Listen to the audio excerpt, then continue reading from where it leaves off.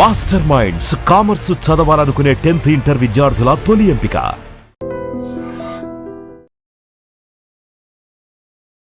నమస్తే, welcome to I dream. నేను వలి. మంగ్లీ కేసులో సరికొత్త ట్విస్ట్ ఒకటి బయటకు వచ్చింది. డీసీపీ ముత్యంరెడ్డి గారు మాట్లాడారు. రమావత్ మధు అరెస్ట్ అయ్యాడు, అతన్ని కస్టడీలోకి తీసుకున్నాం. ఇప్పటి వరకు రమావత్ మధు ఈ కేసులో మంగ్లీకి సంబంధించి పాత్ర ఏమీ ఆయన బయట పెట్టలేదు అని మాట్లాడారు. అంటే ఈ కేసుతో మంగ్లీకి నిజంగా సంబంధం లేదా, లేకపోతే మంగ్లీకి సంబంధం లేదనే విధంగా ఏమన్నా ఒక డ్రామా జరుగుతుందా? దీని గురించి క్లియర్గా ఇన్ఫర్మేషన్ అందించడానికి స్టూడియోలో ఉన్నారు శేఖర్ భాషా. మాట్లాడదాం. భాషా గారు నమస్తే. భాషా గారు, ట్విస్టుల మీద ట్విస్టులు చూస్తున్నాం. మంగ్లీనేమో అసలు హైదరాబాద్లో ఉందా లేదా, దుబాయ్కి పారిపోయిందా అని ఇలాంటి చర్చలు కొంతమంది చేస్తూ ఉన్నారు. డీసీపీ ముత్యంరెడ్డి గారేమో మంగ్లీ పాత్ర అసలు ఉందో లేదో, అసలు ఒక్కటంటే ఒక్క క్లూ కూడా మాకు దొరకలేదు, మధుని ఇంకా కస్టడీలోకి తీసుకొని విచారించాలంటున్నారు. అసలు ఏం జరుగుతుంది, కేసు ఎటుపోతుంది అంటే ఎట్లా ఉందంటే చెప్పింది, తెలీదు, గుర్తులేదు, మర్చిపోయా, తెలీదు, గుర్తులేదు, మర్చిపోయా. అదే సినిమాలో, అదృష్ట సినిమాలో ఆ టైప్లో. అంటే మంగ్లీ తమ్ముడు పారిపోయాడా లేదా, అసలు ఆయన ఈవిడి తమ్ముడేనా అనేది కూడా క్లారిటీ లేదట. ఇప్పుడు మధుని వీళ్ళు పట్టుకోవాలా, ఆయనే వెళ్ళి లొంగిపోయాడు. వీళ్ళు సాధించింది ఏం లేదు అక్కడ. వాళ్ళు చెప్పడం కూడా స్టేట్మెంట్ ఏంటి, మధు ఇచ్చిన వాంగ్మూలం ప్రకారం మంగ్లీకి దీనికి ఏం సంబంధం లేదు అని మాకు తెలుస్తుంది. అది చెప్పడానికేనయ్యా ఆయన లొంగిపోయింది. ఈ పాలిటిక్స్ అర్థం చేసుకోకపోతే ఎట్లా మనం? ఇప్పుడు ఇన్నాళ్ళు లొంగిపోని మధు, ప్రధాన నిందితుడు మధు, మంగ్లీ మీద ఆరోపణలు రాగానే టక్కుమని వచ్చి లొంగిపోతాడు. మంగ్లీ మీద ఎఫ్ఐఆర్ అయింది, తర్వాత హడావిడి అయింది, ఆవిడ ప్రెస్ మీట్ పెట్టింది, ఇదిగో నా తమ్ముడు చూడండి ఎంత అమ్మాయి కూడా ఎంత శుద్ధపోసి చూడండి, చూడండి డబ్బులు కట్టేసే నోట్ల కట్టలు లెక్కేసే ముఖం అండి ఇది అని చెప్పి బాధపడింది. ఆ బాధ తట్టుకోలేక సదరు రమావత్ మధు గారు, అయ్యో మంగ్లీ అక్క మీద అనవసరంగా నిందలేస్తున్నారు జనాలందరూ కూడాను, అయ్యా ఆవిడకి ఏం సంబంధం లేదు, నాదే తప్పంతా అని చెప్పి ఇన్ని వందల కోట్ల స్కామ్కి కారకుడైన ఆ మధు సడన్గా అక్క మీద ప్రేమతోటి ఆయన లొంగిపోయే ముందు కూడా ఒక వీడియో రిలీజ్ చేశారండి. ఆయన ఒక రూమ్లో కూర్చొని మాట్లాడారు. అంటే ఆ వీడియో రిలీజ్ చేయడానికి కారణం కూడా ఏంటంటే, మంగ్లీకి ఏమాత్రం సంబంధం లేదని చెప్పి ఒక వీడియో నీ అంతటి నువ్వు రిలీజ్ చేయి అని బలవంతంగా చెప్పి. సార్, ఇప్పుడు మీడియాకి పోలీస్కి ఉన్న తేడా ఏంటంటే, మీడియా ఆయన పలానా మాట చెప్పాడు అని చెప్తాం. ఇప్పుడు రమావత్ మధు పలానా మాట చెప్పాడు అని మీడియా చెప్తారు. పోలీసులు అది కరెక్టా కాదా, వీడి ఫైనాన్షియల్ ట్రాన్సాక్షన్స్ ఏంటి, వీడి ఫోన్ కాల్స్ ఎక్కడెక్కడికి పోయినాయి, ఈ డబ్బులు ఎక్కడెక్కడి రెక్కలు చెగిరినాయి అని కదా వాళ్ళు చేయలేదు. మధు గారి వాంగ్మూలం ప్రకారం మంగ్లీ గారికి దీంట్లో ఎటువంటి సంబంధం లేదు.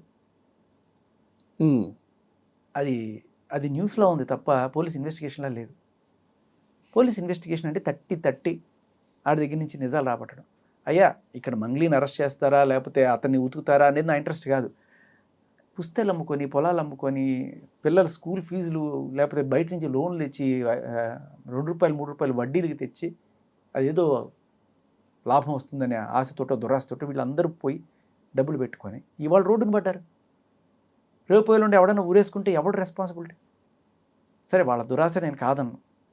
అమాయకులు, middle class, lower middle class, తాండాల్లో ఉన్న బంజారా పిల్లలు, వాళ్ళు పేదలు కాబట్టి ఏదో ₹1 వస్తుందని ఒక ఆశ. ఆ ఆశని వీడు క్యాష్ చేసుకున్నాడు. కానీ ఎక్కడ ఈవిడ పేరు బదనాం అయిపోతుందని ఈడే వెళ్ళి లొంగిపోయి ఇవాళ కథలు పడుతుంటే నీకు నాకు అర్థమవుతున్నది, వాళ్ళకి ఎందుకు అర్థం కావట్లేదు? ఆయన ఏం చెప్పాడో చెప్పడానికి ఆయన ముందుగానే వీడియో రిలీజ్ చేశాడుగా. మళ్ళీ అదే మాట ఈయన డీసీపీ గారు చెప్తున్నారు, సార్ మీరు వాళ్ళ ట్రాన్సాక్షన్స్ తీసామండి, ఇదిగో అతని ఫైనాన్షియల్ ట్రాన్సాక్షన్స్, దీంట్లో ఇలా మాకు అనుమానాస్పదంగా అకౌంట్స్ ఉన్నాయి, ఇక్కడి నుంచి ఇక్కడికి ఇన్ని కోట్లు వెళ్ళినాయి, ఇక్కడి నుంచి ఎక్కడికి ఇన్ని కోట్లు వెళ్ళినాయి, ఈవిడితో ఇంతసేపు మాట్లాడాడు, ఇవి చెక్ చేశారా? అతని ఫోను ఫారెన్సిక్కి పంపించి ఏవేవి డిలీట్ అయినాయి అవి తీసుకున్నారా? ఫోటోలు కావచ్చు, వీళ్ళతో ఉన్న రిలేషన్, ఇవన్నీ కూడా వాళ్ళు చెప్తున్నారు. మంగ్లీ గారి చెల్లెల్ని ఇప్పుడు చేసుకునే సంబంధం ఇద్దాం అనుకున్నారట మధుకి. అది నిజమా కాదా? ఒకవేళ అదే నిజమైతే ఆవిడ పేరు చెప్పుకొని నేను ఖచ్చితంగా చేసున్న మాటకి క్రెడిబిలిటీ వస్తుంది కదా. సో ఇన్ని కోణాలు పెట్టుకొని ఆయన అది చెప్పాడని చెప్పడానికి అది ఏమి ఇన్వెస్టిగేషన్ అండి? సరే, ఇప్పుడు పోలీసులు కూడా భాష గారు ఎందుకు అంత తొందరపడుతున్నారు దేనికి ఇవన్నీ చెప్పడానికి?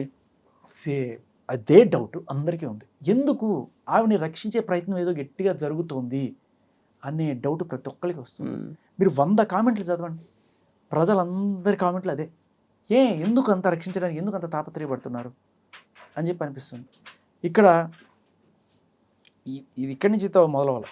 అసలు ఈ మధు అనేవాడు ఈవిడికి 15 లక్షలు లేకపోతే ఎంతో పెట్టి డైమండ్ లెక్నెస్ స్కూల్ ఇచ్చాడిని, వాళ్ళ ఇంట్లోకి ఈ జనాలందరినీ తీసుకెళ్ళి అక్కడే కూర్చోబెట్టి మందు పార్టీలు ఇచ్చాడిని, తర్వాత వీళ్ళ తమ్ముడు ఈయన కలిసి అందరి దగ్గర డబ్బులు వసూలు చేశారని, దీనికి సంబంధించిన ప్రామిసరీ నోట్లు, ఆ తమ్ముడితో గడిపిన ఆ ఫోటోలు, కాల్ రికార్డ్స్ ఇవన్నీ కూడా మీడియా ముఖంగా బయటకు వస్తున్నాయి.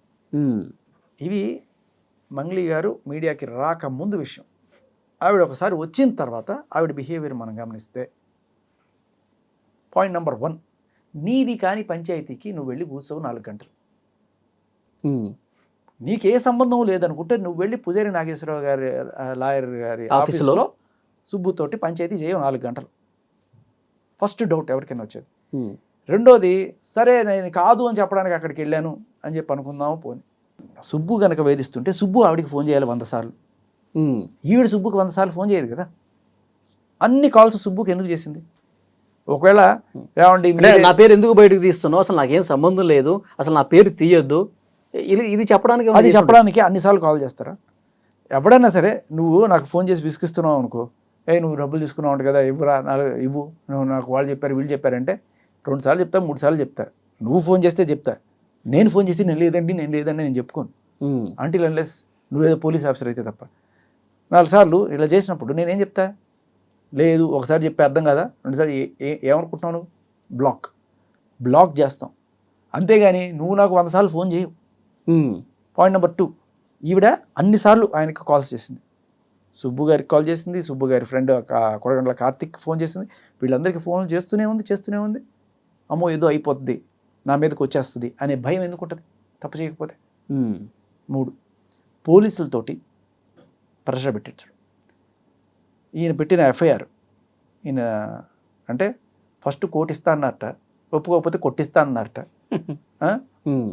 అది కూడా భయపడకపోతే ఏదో యాక్సిడెంట్లో పోతావు, నీ కేసు లేకుండా మేము చేసుకోవచ్చు, పోలీసులు డబ్బులు పడేస్తే ఇదే అయిపోద్ది అని చెప్పి మాట్లాడారు. ఇది కూడా అదే ఆఫీస్లో జరిగిందా? అదే ఆఫీస్లో జరిగింది అని ఈయన కంప్లైంట్ ఇస్తే A5గా పోలీసులు ఈవిని నమోదు చేశారు.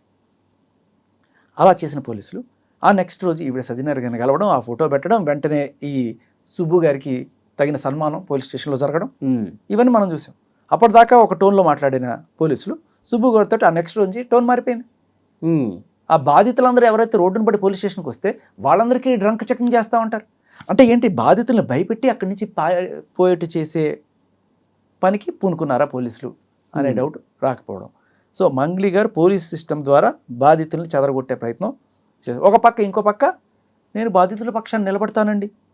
నిజంగా నువ్వు బాధితుల పక్షాన్ని నిలబడేటైతే నువ్వేం చేస్తావు? ఏ ఇంట్లో అయితే పార్టీకి పిలిచి వాళ్ళందరినీ చేశారు, ఎందుకు ఆ ఇంట్లో ఆవిడింట్లో పార్టీ ఇచ్చారంటే ఆవిడ ఉండదంట ఆ ఇంట్లో, అప్పుడప్పుడు వచ్చి మేకప్లో అవి చేసుకుని వెళ్తూ ఉంటుందంట ఈ షూట్స్ కోసము. మిగతా టైంలో అంతా ఖాళీగా ఉంటుంది కాబట్టి వాళ్ళందరూ వచ్చి ఆ రోజున నా తాళాలు తీసుకుని వెళ్ళి పార్టీ చేసుకున్నారు. మరి ఇప్పుడు ఏ బిడ్డలైతే, ఏ బంజారా బిడ్డలు, ఏ తాండా బిడ్డలు అయితే రోడ్డున పడ్డారో వాళ్ళు 3 రోజులకు ఒకసారి స్నానం చేస్తూ బట్టలు కూడా అవే ఉతుక్కొని మళ్ళీ వేసుకుంటూ చెప్పులు లేకుండా రోడ్డును తిరుగుతున్నా మీ బంజారా బిడ్డ, నేను బంజారా బిడ్డ అని చెప్పుకుంటున్నావే, వీళ్ళు బంజారా బిడ్డలని నీకు గుర్తురాట్లేదా? బంజారా బిడ్డలకి నేను న్యాయం చేస్తా అనే కోణంలో ఎక్కడ మనకి వాళ్ళకి ఈవిడ సపోర్ట్ అందిస్తున్నట్టు కనబడకపోగా, ఈ బంజారా బిడ్డ అనే మన బంజారా హిల్స్ బిడ్డ ఆవిడ ఎంత చక్కగా ఆ బంజారా బిడ్డ అనే పదాన్ని రాజకీయానికి వాడుకుంటుంది గమనించండి. ఇప్పుడు బంజారా బిడ్డలు అంటే వాళ్ళకి రిజర్వేషన్స్లో కావచ్చు, వాళ్ళకి ఎందుకు మనం అంత ప్రిఫరెన్స్ ఇస్తామంటే పేదవాళ్ళు, వాళ్ళు బాగుపడాలి అనేవాళ్ళు. ఈవిడికి 10 లక్షలు 15 లక్షలు తీసుకుని ఈవిడ పేద, ఈవిడికి బంజారా బిడ్డ రాజకీయం ఎలా పనిచేస్తుంది? కాదు కదా. ఈవిడ బంజారా హిల్స్ బిడ్డ, బంజారా బిడ్డ కాదు. కానీ అవసరం వచ్చింది కాబట్టి ఆ కార్డు బయటికి తీస్తాం, అయ్యో నేను బంజారా బిడ్డని. తర్వాత ఆడబిడ్డనండి అంటే ఆడబిడ్డకు ఒక న్యాయం. నువ్వు ఆడబిడ్డే, ఈడబిడ్డ కాదు నిజం చెప్పాలంటే. ఆంధ్రాలో అనంతపూర్లో గుత్తి అనే ప్లేస్ దగ్గర ఉన్న తాండా మీది, అక్కడి నుంచి ఇక్కడికి వచ్చి ఇక్కడ V6 ఆ ఛానల్స్లో తెలంగాణ యాస నేర్చుకొని అక్కడి నుంచి ఆ పాటలు పాడి చేసుకొని తెలంగాణ ప్రజలు నువ్వు మా బిడ్డే అన్నంత నెత్తిన పెట్టుకున్నారు. గద్ర వాట్స్ కూడా పాటించారు, నేను ఇంత చేశారు. సో నువ్వు బంజారా బిడ్డ కాదు, బంజారా హిల్స్ బిడ్డ, ఆడబిడ్డ అంటే ఆడబిడ్డే, ఏడబిడ్డ కాదు. కానీ ఈ రెండు రాజకీయాలు చేసుకుంటూ ఎంత చక్కగా ముందుకెళ్దాం అనుకున్నావు. జనాలు నీ రాజకీయాలు నమ్మల. ఓకే, నెక్స్ట్ 4వ పాయింట్, బంజారా ఆడబిడ్డ అయిపోయిన తర్వాత శ్రీముఖి బిగ్ బాస్. సంబంధం లేని విషయం. అయ్యా ఎవరు ఎంత తీసుకున్నారు, ఎలా తీసుకున్నారు, నాకేమన్నా తెలుసా, నేనేమన్నా చేయగలనా, ఇది ఉండాలి తప్ప. సుబ్బు రాత్రిపూట కల్లో ఏమైనా ఊహించుకుంటాడు, సుబ్బు ఏ కలర్ బనీన్ వేసుకుంటాడు, సుబ్బు ఎక్కడికి పోదాం అనుకుంటాడు, మనకెందుకు?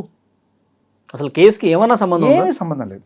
సో ఇవన్నీ చూస్తే ఎవరికైనా ఏమనిపిస్తుంది, నరమానవుడికి ఎవరికన్నా సరే, ఈవిడ పాయింట్ మాట్లాడకుండా she is beating around the bush. అంటే కాసేపు బంజారా బిడ్డ ఆడబిడ్డ అంటది, కాసేపు సుబ్బు బిగ్ బాస్ కోసం లేకపోతే శ్రీముఖ్ కోసం అంటాడు.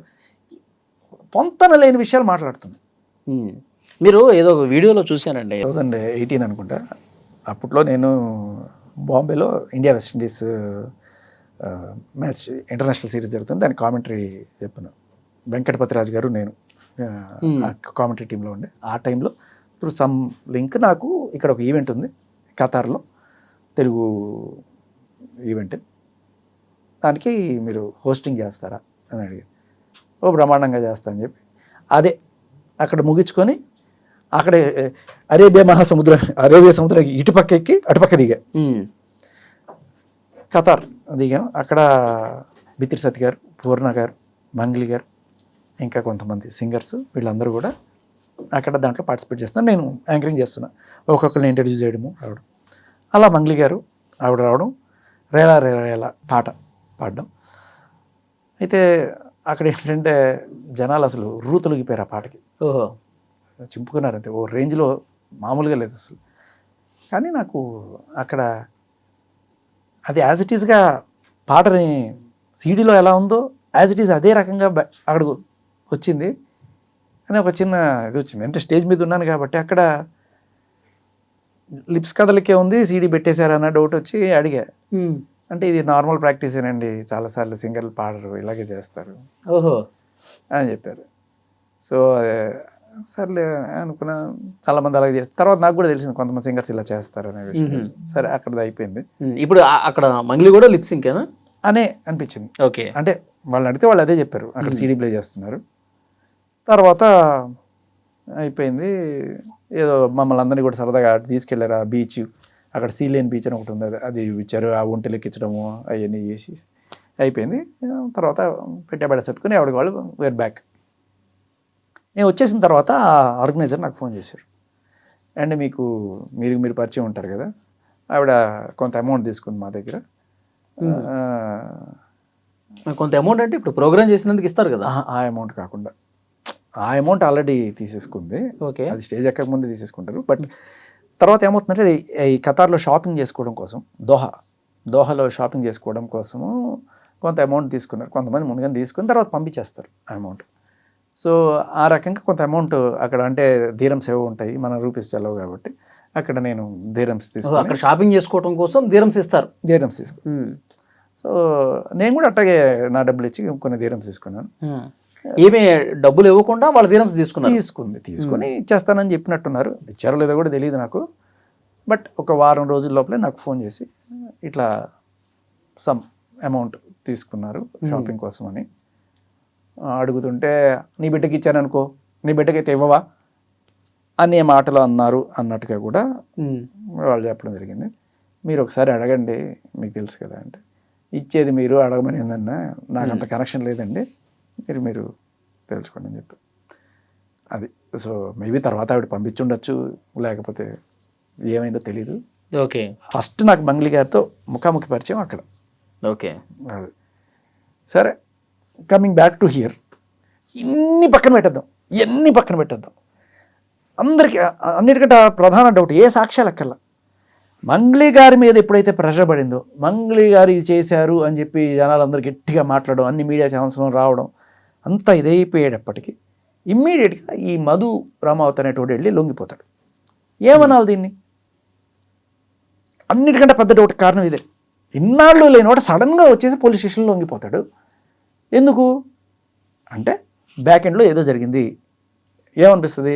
నువ్వు వెళ్ళి లొంగిపోరా అబ్బాయి పోలీసులకి, మేము ఏదో మేనేజ్ చేస్తాం, నేను బయటికి సేఫ్గా తీసుకొస్తాం, నువ్వు వెళ్ళి లొంగిపో, లేకపోతే ఇది పెద్దది అవుతుంది, నువ్వు వెళ్ళి లొంగిపోయి అంత మంగ్లీకి ఏం సంబంధం లేదని చెప్పు.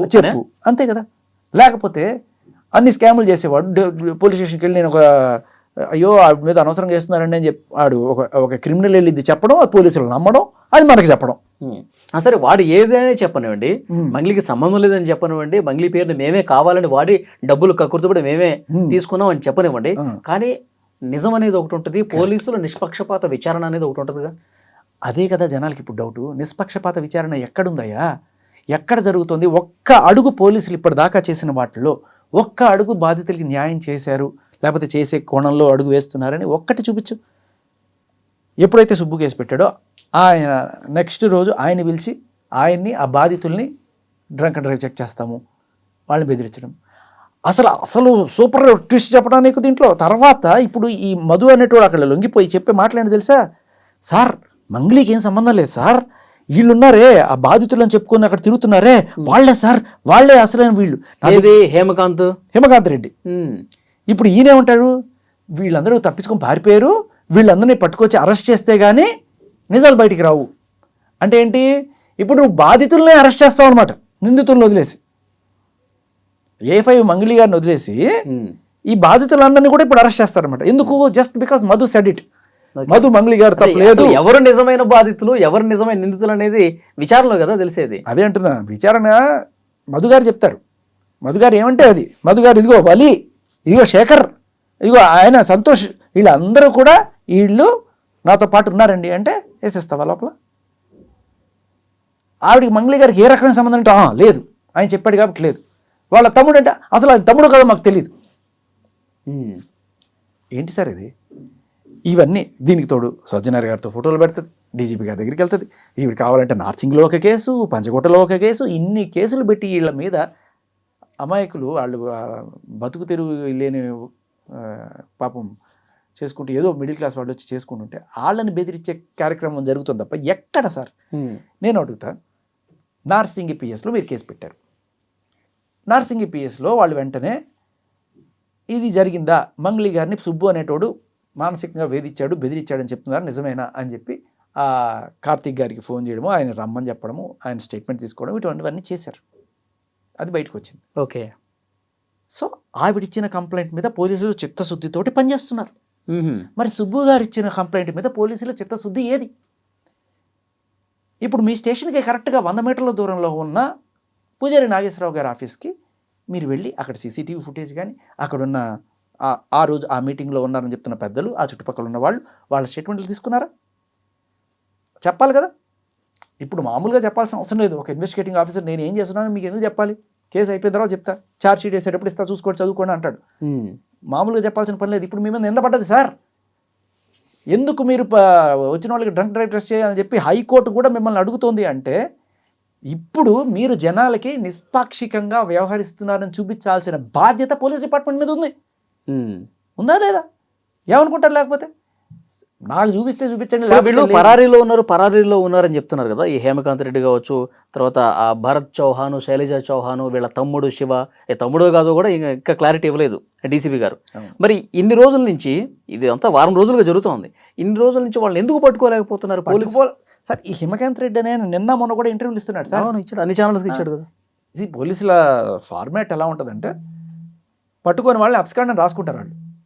మీకు ఫర్ ఎగ్జాంపుల్ ఆ మధ్యకాలంలో హర్షసాయి కేసు గుర్తుండి ఉంటే ఉంది, ఆ టైంలో హర్షసాయి మీద ఎవరైతే కేసు పెట్టడానికి వెళ్ళిందో ఆవిడికి సంబంధించిన బోల్డ్ అన్ని రికార్డ్స్ వచ్చాయి. నాకు డబుల్ పార్టిసిపేట్ ఉందని, నేను ఇది ఎవడో లిక్కర్ షాప్ ఓనర్ ఆడు చచ్చిపోతే ఆడి కొడుకుకి అది రాకుండా అడ్డుపడి మొత్తం సహా చేశాను, ఇలా రకరకాలు.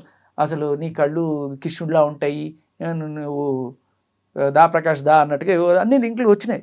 వచ్చినప్పుడు మనం దాన్ని బట్టి మీడియాలో గట్టిగా అడిగాం. అడిగితే అడిగిన దానికి మన మీద కేసు పెట్టారు పోలీసులు. ఈ సాక్ష్యాలు చూపించి ఇది ఉంది సార్, ఇలా డబల్ పాస్పోర్ట్ ఏమిటి, ఇవన్నీ తప్పు కదా, మీరు ఎంక్వైరీ చేస్తారా లేదా అని అడిగితే ఈవిడకున్న పరపతితోటి సేమ్ ఇప్పుడు ఈ ఎలా వాడుతున్నారు పోలీసు పరపతిని, అప్పుడు వాడి మన మీద కేసు పెట్టారు.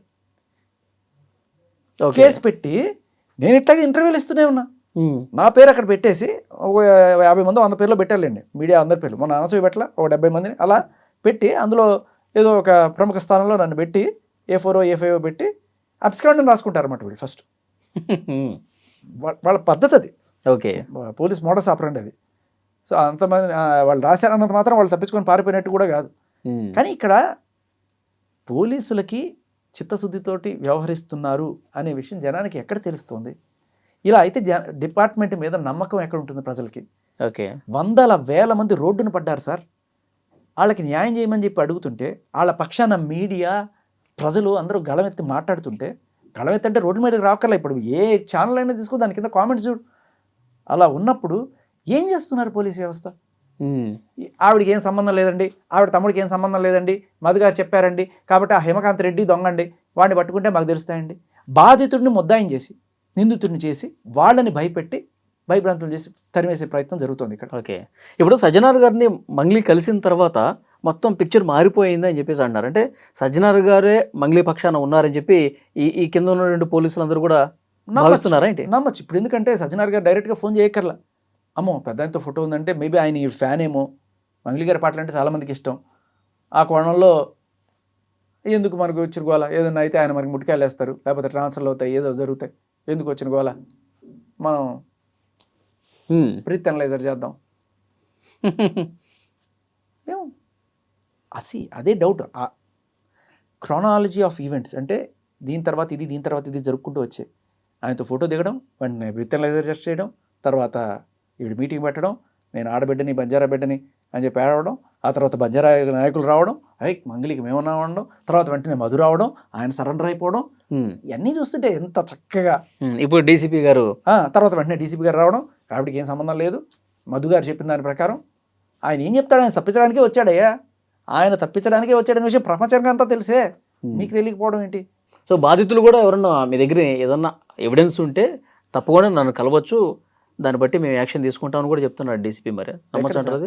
ఎక్కడ సార్ ఇప్పుడు సజ్జనార్ గారు లాంటి వాళ్ళు మంగళి గారిని కలిసారు, కానీ ఎక్కడ ఒక అభాగ్యురాలైన పుస్తులు అమ్ముకొని తాకట్టు పెట్టుకున్న అమ్మాయి రోజు తిరుగుతుంది పంచుగుట్ట పోలీస్ స్టేషన్లో, అటువంటి వాళ్ళని ఎక్కడ కలవలేదే. ఇప్పుడు మిమ్మల్ని డైరెక్ట్గా మాట అడుగుతా, తక్కువని చెప్పాలి వాళ్ళు. చెప్పండి, అడగండి. హైదరాబాదు సైబరాబాద్ కమిషనర్ ఎవరు చెప్పండి? Police commissioner. Cyberabad police commissioner ఎవరు? టక్కును గుర్తు రావట్లా. హైదరాబాద్ కమిషనర్ ఎవరు? సజ్జనార్ గారు. టక్కుమని గుర్తొస్తుంది. ఎందుకని? ఆయన స్పెషలిస్ట్ కదా, ఆల్ ద టైం మీడియాలో, న్యూస్లో, సెలబ్రిటీస్తో కదా కనిపించట్లే కదా. నేను అదే అడుగుతున్నా, ఎవరికైనా సరే ఇవాళ అడగండి, 100 మందిని పిలిచి టక్కుమని, కొంతమందికి తెలుస్తుంది రెగ్యులర్గా క్రైమ్ రిపోర్టింగ్లోనూ ఉన్న వాళ్ళకి తెలుస్తుంది, కొంత చూసుకునేవాళ్ళు. బట్ జనరల్గా టక్కుమని అడిగితే అన్నిటికీ సజ్జనారే. సైబరాబాద్లో ఉండేవాళ్ళు కూడా సజ్జనారే అనుకుంటుంటారు పాపం. విషయం ఏంటంటే, ఇంకొక డౌట్ తావేంటంటే, మంగ్లీ గారి ఏరియా ఏంటి? Narsingi PS which comes under Cyberabad. దానికి సజ్జనార్ గారు కాదు, ఆయన జ్యూరిస్డిక్షన్ కాదు. మరి అందుకనే ఆ నెక్స్ట్ రోజు వచ్చి పంజగుట్ట పిఎస్లో కేసు పెట్టారు. ఆయన పరపతి ఇక్కడ పనిచేస్తుంది కాబట్టి ఇక్కడ నెక్స్ట్ రోజు వచ్చి అందుకు కేసు పెట్టారని డౌట్లు కూడా వస్తున్నాయి.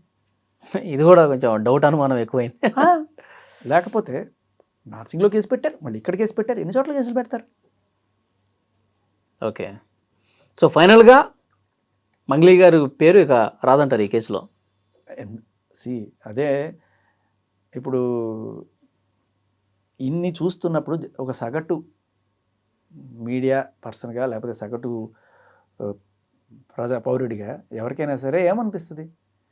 సర్లే పోలీసులు ఏదో ఆవిడ సేఫ్ గార్డ్ చేయడానికి ట్రై చేస్తున్నారనే అనిపిస్తుంది తప్ప ఎక్కడా కూడా బాధితుల కోసం తీసుకున్న ఒక్క అడుగు కనిపించట్లేదు.